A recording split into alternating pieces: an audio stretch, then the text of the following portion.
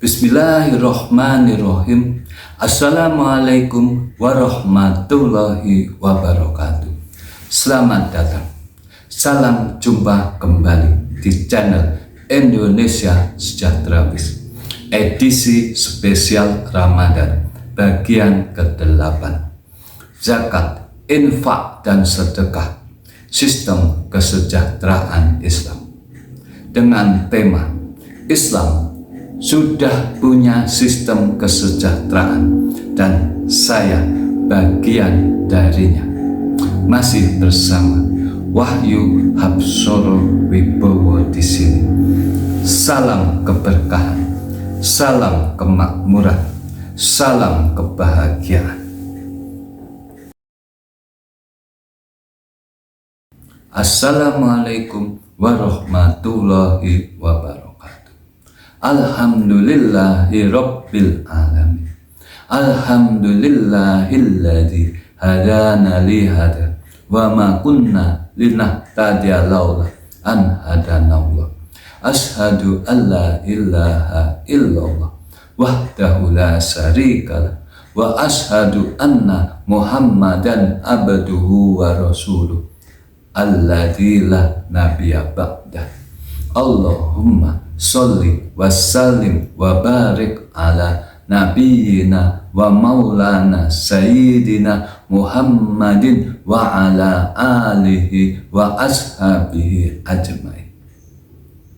Saudara-saudaraku yang dirahmati Allah, ketika kita berbicara tentang kemiskinan, ketimpangan, dan penderitaan sosial, seringkali kita bertanya, di mana peran agama?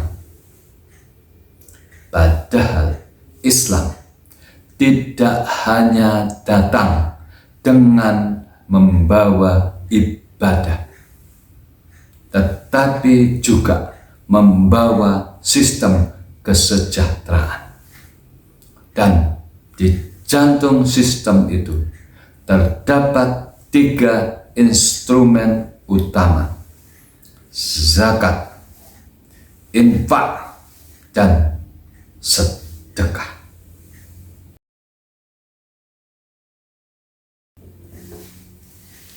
Islam dan kesejahteraan sosial. Sejak awal, Islam tidak memandang kemiskinan sebagai satu takdir yang harus dibiarkan. Islam memandangnya sebagai masalah sosial yang harus segera diselesaikan. Allah berfirman, wa fi amwalihim haqqul lis-sa'ili wal mahrum. Dan pada harta-harta mereka ada hak untuk orang-orang miskin, baik yang meminta maupun yang tidak meminta. Quran Surat Az-Zariyat ayat 19. Perhatikan, Allah tidak menyebutnya sebagai sedekah sukarela, tetapi Allah menyebutnya sebagai hak. Artinya, dalam Islam, kesejahteraan sosial bukan satu belas kasihan, melainkan satu keadilan distribusi.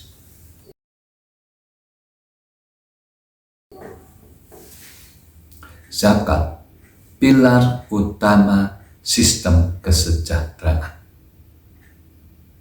Zakat bukan hanya ibadah individual.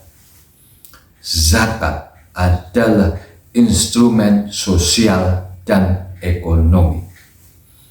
Allah Subhanahu wa ta'ala berfirman, "Kuj min amwalihim sadaqatan tutahhiruhum wa tuzakkihim biha wa sholli alaihim innaka sholataka sakanul lahum wallahu sami'un alim." Ambillah zakat dari harta mereka guna menyucikan dan membersihkan mereka, dan doakanlah mereka, karena sesungguhnya doamu adalah ketentraman bagi mereka. Allah Maha mendengar lagi Maha mengetahui. Ambillah zakat dari sebagian harta mereka. Dengan zakat itu kamu membersihkan dan menyucikan mereka. Quran Surat At-Taubah ayat 103. Zakat membersihkan harta orang kaya, menjaga martabat orang miskin, menggerakkan roda ekonomi umat. Karena itu, zakat tidak boleh dipahami sekadar kewajiban tahunan, tetapi sebagai pilar keadilan sosial Islam.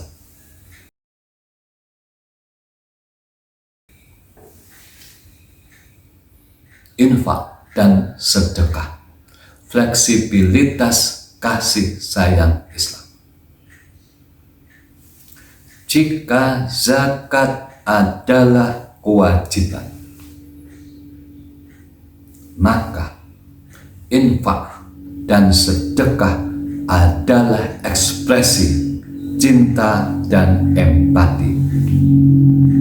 Allah Subhanahu wa ta'ala berfirman, "Matsalul ladina yunfikuna amwalahum fi sabilillahi kamatsali habbatin ambatat sab'a sanabila fi kulli sumbulatin mi'atu habbah wallahu yudha'ifu liman yasha wallahu wasi'un alim."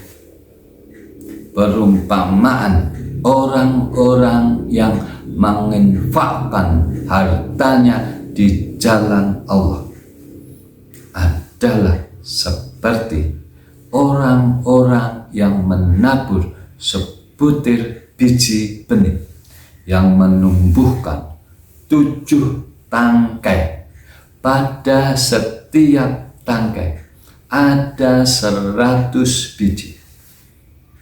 Allah melipat gandakan pahala bagi siapa saja yang Dia kehendaki. Allah Maha luas lagi Maha mengetahui. Perumpamaan orang yang menafkahkan hartanya di jalan Allah adalah seperti sebutir benih yang menumbuhkan 7 tangkai. Quran Surat Al-Baqarah ayat 261. Infak dan sedekah mengisi celah yang belum terjangkau oleh zakat, merespons kebutuhan darurat, mempercepat pemerataan kesejahteraan. Disinilah Islam menunjukkan wajahnya sebagai agama yang hidup, yang luas dan penuh kasih.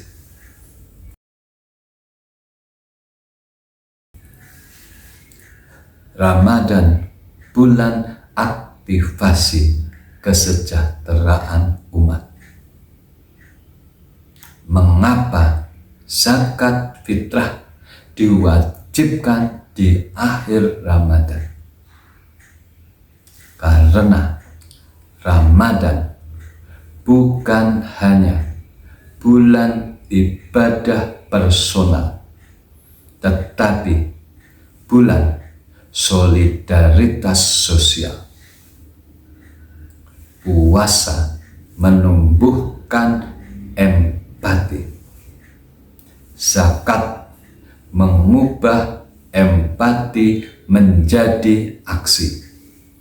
Inilah keseimbangan dalam Islam.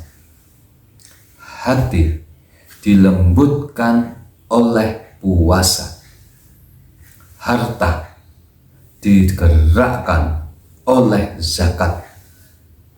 Ramadan adalah momen di mana sistem kesejahteraan Islam diaktifkan secara kolektif.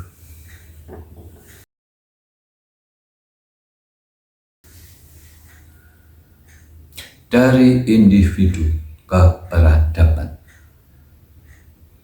Bayangkan jika zakat dikelola dengan amanah, infak disalurkan dengan tepat, sedekah menjadi suatu budaya, maka kemiskinan bukan hanya sekedar dikurangi, tetapi dicegah.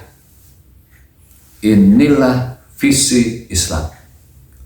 Kesejahteraan yang dibangun bukan hanya oleh negara saja, tetapi juga oleh adanya kesadaran umat.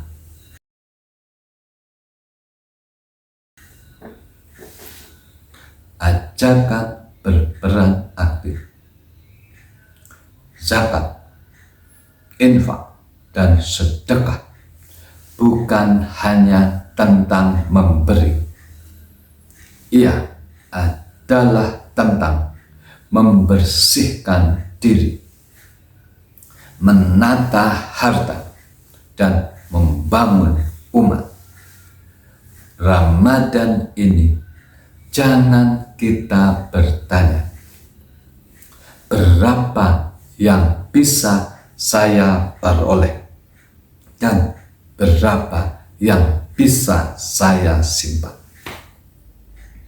Tetapi bertanyalah, siapa yang bisa saya bantu dan kuatkan? Karena disitulah kesejahteraan Islam menjadi nyata.